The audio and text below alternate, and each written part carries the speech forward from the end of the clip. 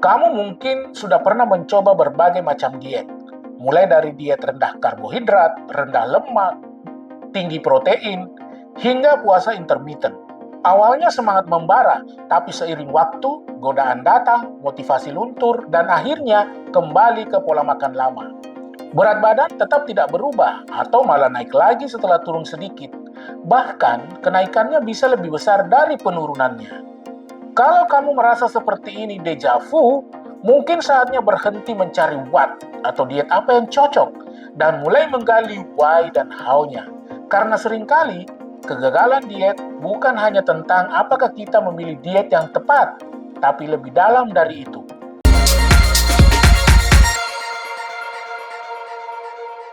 Ada dua elemen krusial yang mungkin selama ini terlewatkan dan bisa jadi kunci utama keberhasilan diet jangka panjang kamu. Yang pertama, temukan big enough why. Salah satu alasan utama mengapa banyak diet gagal adalah karena motivasi yang tidak cukup kuat. Untuk berhasil dalam diet, kamu perlu menemukan alasan yang cukup besar dan penting buatmu. Ini disebut big enough why. Alasan ini harus lebih dari sekadar ingin menurunkan berat badan. Harus ada alasan yang lebih dalam dan personal. Ingin kurus atau ingin sehat saja mungkin tidak cukup kuat untuk melewati masa-masa sulit. Kamu perlu alasan yang jauh lebih besar, yang memicu emosi, yang bisa membuat kamu tetap teguh saat godaan datang menghampiri. Coba gali lebih dalam. Apakah kamu ingin memiliki lebih banyak energi untuk bermain dengan anak-anak kamu? Apakah kamu ingin mengurangi risiko penyakit tertentu yang diturunkan dalam keluarga? Apakah ada acara penting seperti pernikahan atau reuni yang ingin kamu hadiri dengan penampilan terbaik?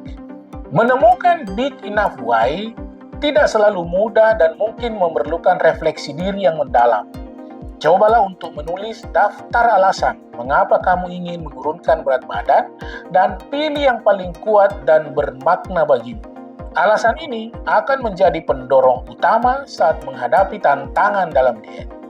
Yang kedua, lakukan jeda saat godaan datang. Godaan makan itu sering datang tiba-tiba dan biasanya bukan karena lapar, tapi bisa karena stres, bosan, capek, atau sekadar kebiasaan. Misalnya, kamu baru saja menjalani hari yang panjang dan melelahkan, lalu matamu melihat sepiring brownies almond di meja dapur. Pikiran pertama mungkin langsung ingin mengambil satu atau bahkan dua potong dan melahapnya. Alih-alih langsung menyerah pada dorongan tersebut, cobalah untuk berhenti sejenak. Beri dirimu jeda sekitar 5 menit. Jeda ini bukan untuk menyiksa diri, tapi untuk memberi ruang bagi otakmu untuk berpikir. Selama jeda ini, lakukan beberapa hal. Minum segelas air. Terkadang rasa haus disalahartikan sebagai lapar.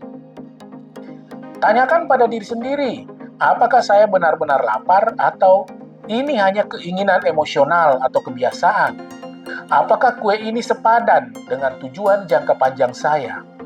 Kemudian, visualisasikan big enough why kamu. Ingat kembali alasan mengapa kamu memulai diet ini.